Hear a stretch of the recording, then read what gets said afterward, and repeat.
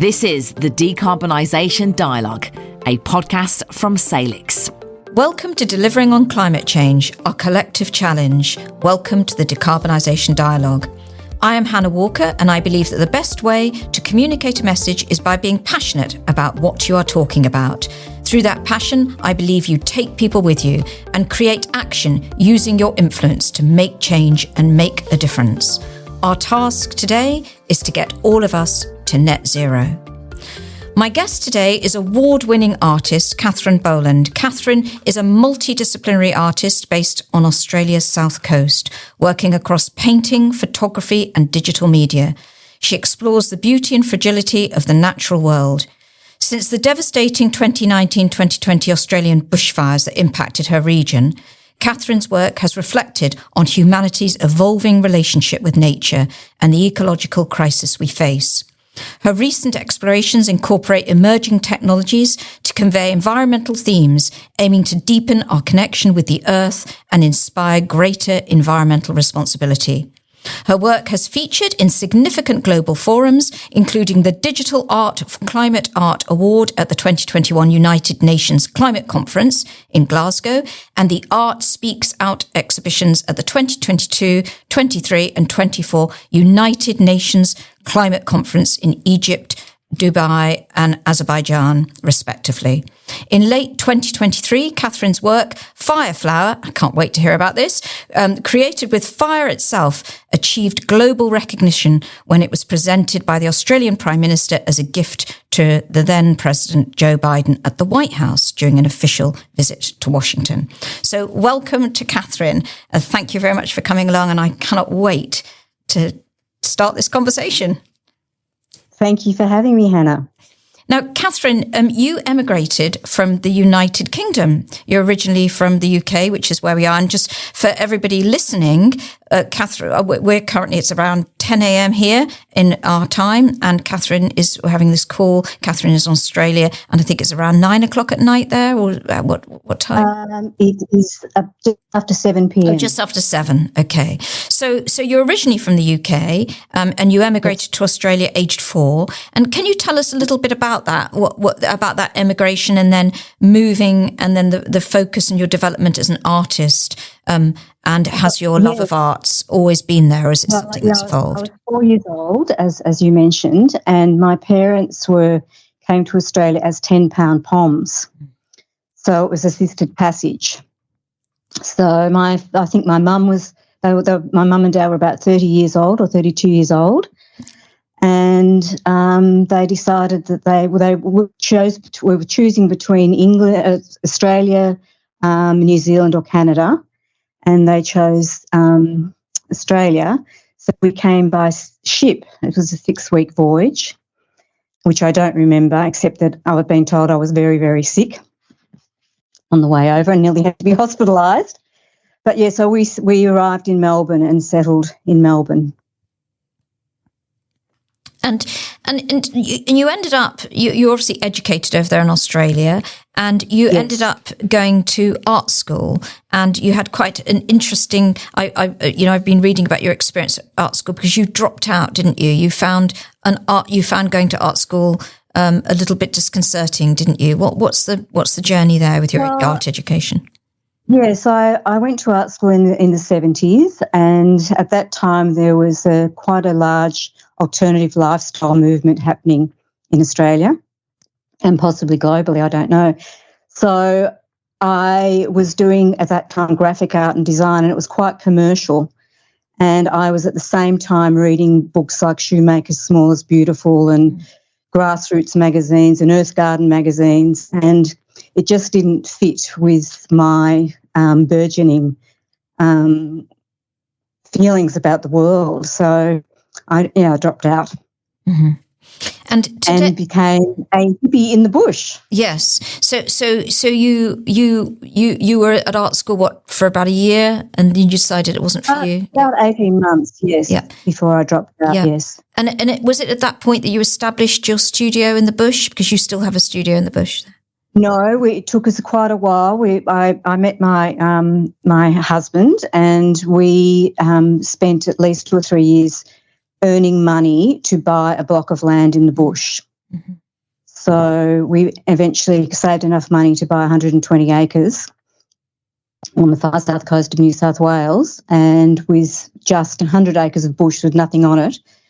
So we virtually had to, start from scratch and do everything ourselves. And that in itself was quite creative, because I was, weaving and spinning wool and dyeing wool and making pots out of clay and making macrame and all that sort of stuff. So it was very creative. Exactly, and I want to speak to you about that in a moment, about that use of those kind of objects like sticks and stones and wool, and that kind of that recycling of those materials. But let's turn for a moment to look at climate change, because we're facing massive challenges as we face climate change, and Australia, just like the UK, is committed to net zero emissions by 2050. And a target to reduce emissions by 43%, I think, below 2005 by 2005 levels by 2030. Now, we're facing the climate change. We're facing inequality, pandemics, resource pressures. So it's not good news. What role do you think the arts have in getting us focused on some of these issues and creating engagement? Yes, I really believe that the arts can play a big role, especially in raising awareness and getting people engaged with the climate crisis.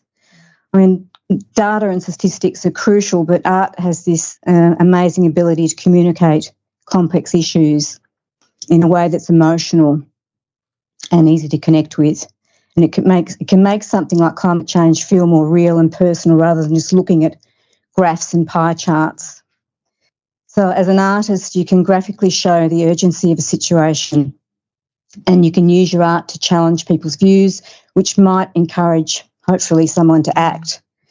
And it's not just about climate. Art can open up space for talking about a whole range of issues. So it can spark empathy, it can get people talking, and it can help us think about choices we make and our impact on the world. So, yeah, I really think that art can be a real catalyst for change. And how much do you think your own environment, because you haven't just been interested in climate change and what's happening to our planet, because you've talked just for a moment ago about the kind of materials and the resources that you've used in your work, and you've steered away from the more traditional oil paint maybe and canvas, etc., and using a lot of other kind of, whether it's dirt, mud, wool, as you say, wood, a lot of wood, and you're burning a lot of your work as well. You use quite powerful blowtorches, don't you? I've seen those images of you in the studio. Yes. How much do you think it's important to, as an artist, to care about your immediate environment? Because you've talked a lot about the fires around your studio, because your area was much impacted by those bushfires. And in fact, I think you've been quoted as saying, we didn't see the blue sky for 6 weeks. Well, when I think about where you live, and for our listeners, you do live in one of the most beautiful parts of the planet. It's Merrimbula Lake. You overlook that area, and it's incredibly beautiful, known for its beautiful sky and incredible wildlife and birds. But tell me about that experience and how that impacted your work. Well, I've always considered myself a landscape artist. So, I've always been inspired by my surrounding environment. But those fires, the Black Summer fires, which were 5 years ago now, were a huge turning point in my art practice. And I think seeing that destruction up close, it really shook me. And I don't think I've recovered yet, actually. Mm-hmm. And they call them the forever fires because they burned for 6 weeks. And that just never seemed to end. They just seemed to go on and on.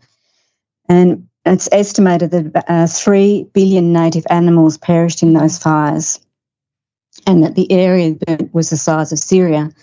So that really hit home just how urgent the climate crisis is. Mm-hmm. And after the fires, I just wanted to do something with my art to raise awareness. And I remember saying to my sister at the time during the fires, this is what I'm going to do. From now on, I'm going to use my art to try and raise awareness about climate change. Mm-hmm. So I just poured all that shock and despair into my work. And as you mentioned, I even used fire itself to make art. And so that meant burning pieces, painting and burning timber, and using pyrographic tools like hot wires to burn into the timber itself. And that in a way that was therapeutic, I suppose, as well. Mm-hmm. And a lot of that work, it's beautiful. I've looked extensively at your work, mainly obviously through online, and it has a lot of it has a botanical feel, but certainly after the fires, you've got the titles like, I think it's While the World Burns, Burnt Orange, Decadence. They're quite haunting. I mean, they're very haunting works, aren't they? Fireground. They are very haunting works, yes. And I think that's what I want to do. I want my work to celebrate the beauty of the natural world, but also there's an underlying sense of despair in the work. Mm-hmm. Mm-hmm. Because as time goes on, the more I'm confronted with the environmental destruction we're facing. I mean, it's getting worse. So I see all this natural beauty around me in the world, and I can't help but think about what will be lost if we don't act to protect it. So I am actually a bit sneaky. Mm-hmm. I don't want to turn people off with images of burnt koalas or oil slicks or outright disaster, and I don't want people to look away in horror. So I try and lure people in with something visually striking and beautiful, and then they get hit with the underlying message about climate change or plastic pollution or textile waste or whatever concept I'm trying to communicate. Exactly. Is that what happened with the Fireflower number 8, a work of art that went over to the White House? Tell me about that. That piece was from a series that was from a series previous to the Black Summer fires that happened 5 years ago.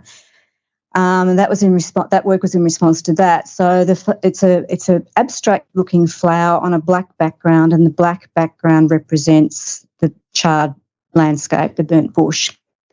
And the flower itself actually it's talking about resilience, because in Australia, I don't know if you know, but our bushland is incredibly resilient, and it's evolved to thrive and survive after bushfire. So in a way, it's talking about the despair of the bushfires, but also the resilience of the land afterwards. And it's when I'm said before that I make beautiful work, and that's my thing, but that's not to say I don't make confronting work. Also, I made a video, which was one of the videos that showed at the UN Climate Conference in Abidjan last year, and it's called Aquarium 2050, and it's a video featuring a future where humans are extinct and ocean life has disappeared, and it's a derelict aquarium which stands as a haunting metaphor for ecological collapse. So, but even so, I must admit that even that bleak vision has a eerie kind of beauty to it. I love those pieces, the pack mentality. I love that series of pieces as well. Yeah. You mentioned the. Let's go back for a moment because I do want to talk about the landscape that you have there in Australia and the semi-arid areas. But just let's go back to the White House for a moment, and because that pitch, that work of art was given by the Australian Prime Minister, wasn't it, to the then President Joe Biden of the United States? What did you know about that? I think I read somewhere that your art dealer didn't tell you it was on its way. No, I knew absolutely nothing about that. I found out, my sister happened to ring me and say, "Kath, your artwork is on the news, on TV." And I said, no, you've got that wrong. Can't possibly. She said, turn it on. So I did. And I'd missed it, actually, so I had to go and sign up to this television station, which I never watch as commercial, and because I only watch government news anyway. So I recorded it, and there it was. And the gallery hadn't told me anything about it. I knew nothing. that was the first I found out about it. Mm-hmm. You were worried about something. You had to probably go through quarantine. It must have taken a bit of time to get that piece of art over there, or not? I don't know what the process was. But the other shocking thing was that day I got a call from the Guardian newspaper. So I had to actually give an interview for the Guardian newspaper, which is also quite terrifying. But anyway, I had to it got people talking, and did it do what you wanted it to do?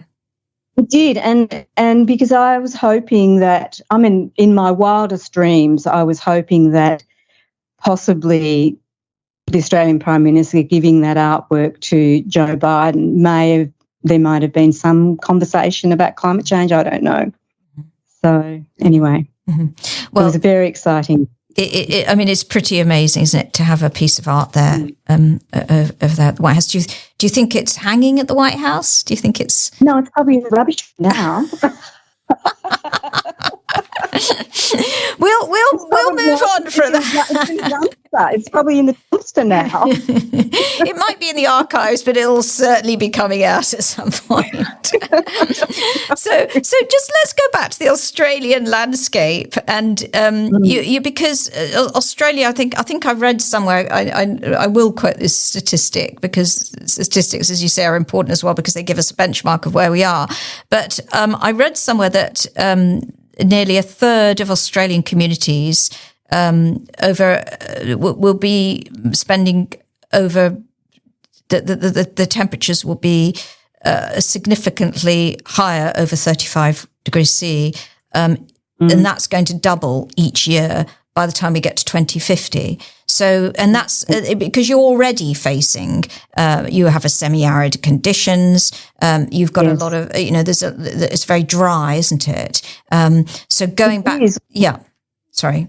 Although since the bushfires, this area has had a lot of rain, and in fact the climate has changed quite considerably. It's got quite humid and wet. Mm-hmm. And like at this time of year, we usually don't experience such humidity. So the climate's all over the place. And are people talking about that where you are now? I mean, do you find everybody talking about it, or do you still? Everybody talks about the weather. Because we want people to talk about it, don't we? Yeah, everybody's talking about the weather. Yes, yes. Mm-hmm. Because we've had horrific floods here recently. We just had a cyclone up north. So it's just.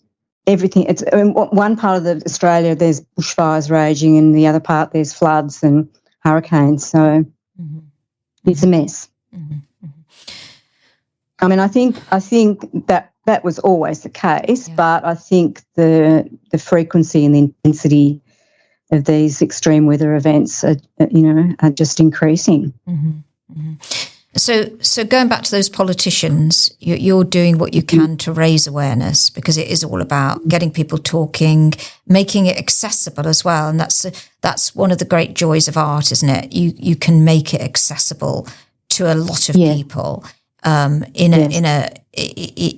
a way that people can perhaps. It's relatable. It's relatable. Yes.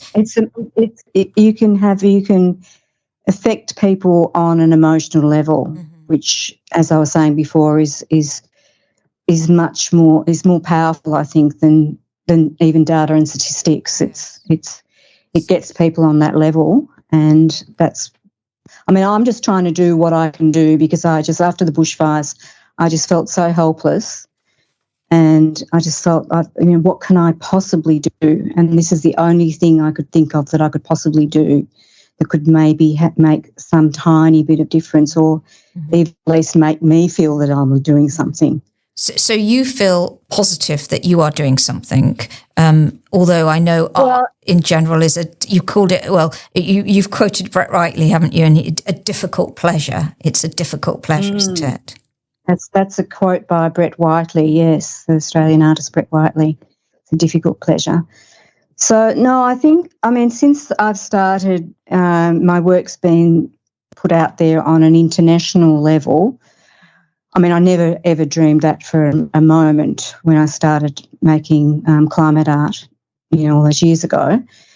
But that, that just makes me want to keep going, because obviously it's having some impact, even if it's only a small impact. Mm-hmm.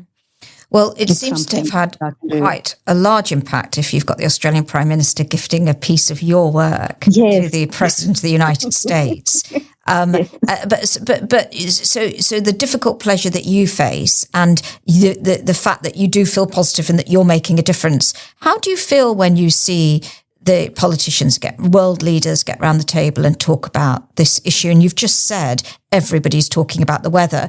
Indeed, it's in our news every day for all the wrong reasons. And I mentioned earlier the economy.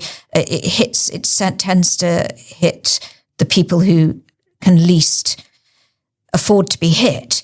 How does that make you feel when you look at the news and you look at the debate going on and you look at the targets that are being set? I don't think there's enough being done at all. I mean, we need extreme measures, and in fact, we're going to go backwards. I mean, Trump's latest, when he's during the campaign, he even mentioned it, and he's mentioned it afterwards, and he's actually putting things in place with his drill baby drill comment. He wants to log national parks in America. There's just, even in this country, we've got a Labor government, but they're not doing enough, I don't think. They're still giving approval for coal power stations to be opened in this country. There's still not enough, being done to protect national parks and wildlife. Mm-hmm. So it's very frustrating as an artist and as a global citizen. And so you see that, and obviously business has a part to play, and all of us have a part to play. And in your day-to-day life, Katherine, you mentioned your studio practices using a lot of recycled material. What can you talk to me a little bit about? Where does that go? I mean, are you going to continue? How careful are you with the practices in your lifestyle that you lead? Now, most of my work involves digital media, so I'm not using a lot of physical materials. So I'm thinking about the big. In a way, I've almost deliberately gone towards digital art because I'm thinking about the bigger picture and how I can reduce energy consumption, and my work is mostly printed, which I try and get done in the most sustainable way possible. So the digital art I'm making is quite eco-friendly, mm-hmm. because it doesn't rely on traditional materials that can often have a big environmental footprint, like paints and solvents and canvases, mm-hmm. and other physical resources, which can be wasteful or harmful to produce and dispose of. So working digitally means I'm using pixels, not raw materials, so there's a much smaller carbon footprint. Mm-hmm. And it gives me a way to explore environmental themes without contributing to the problem. Mm-hmm. I can experiment endlessly without using up materials, and it sort of aligns with the messages in my work, especially around sustainability and climate awareness. And that digital work grew, didn't it, Katherine, during lockdown? I think I read you couldn't get to your studio. Yes. Yes, because I couldn't access my studio. But I still wanted to make art, so I had to find a way to make art which meant without using physical materials and having a studio to create the art in. And at that time I started doing an advanced Photoshop course. So that taught me, how to, use Photoshop. And then AI started coming into play, and I started experimenting with AI, which was fascinating. And then I started combining photography, so the photographs of the landscape, the environment I live in, and combining that with AI and combining those images in Photoshop. So it's quite a process that I go through. I've just started actually experimenting with another technology called scanography. So with that, I bought a little scan. It's called a scanner. I don't know if you know what a scanner is. No. But you can scan documents. That's something that scans documents. Oh, yes. But you can scan lots of other things. Okay. You can scan things at a very high resolution, mm-hmm. so that you can actually blow them up quite large. So I've been actually scanning my second-hand clothes and scanning textile waste and fabric, and creating these images and designs on the scanner, and then taking those images into Photoshop and digitally manipulating them. So that's what I'm doing. Gosh, that sounds fascinating. I can't wait to look out for that. I've got an exhibition coming up in Sydney called Threading Lightly, and it's with the Embroiderers Guild of New South Wales, and they've got this exhibition on textile art, and they've asked me to put work in their exhibition. Coming up this summer. Coming up in May. In May, quite soon. Okay. So now, one of your heroes is Anselm Kiefer, and he said, "Art is longing. You never arrive, but you keep going in the hope that you will." Is that true for you, Katherine? What next for you in your art? You've just talked about that. Is so true. That is so true. I mean, it's always, you're always after the Holy Grail as an artist. You know, it's the journey, and it's the longing, and you're constantly pursuing something that feels just out of reach. And you always, the work you do, you're springboarding off that to thinking about the next work, and so I'm always exploring new ways to express my thoughts and feelings, but I know I'll never get there, never quite arrive. You'll never quite get there. There's always another journey, isn't there? Yeah, you'll keep going. Now, there's always more to learn and create. So yeah. And in terms of you're over there in Australia, you as your world is the world is your oyster, but your art is all over the world. In terms of the UK, do you visit the UK? And I know that you'd love to have a piece at Tate Modern. What do you have ambitions for the UK? Look, I'm getting a bit older in the tooth, but yeah, look, over the years I've come back to the UK many times.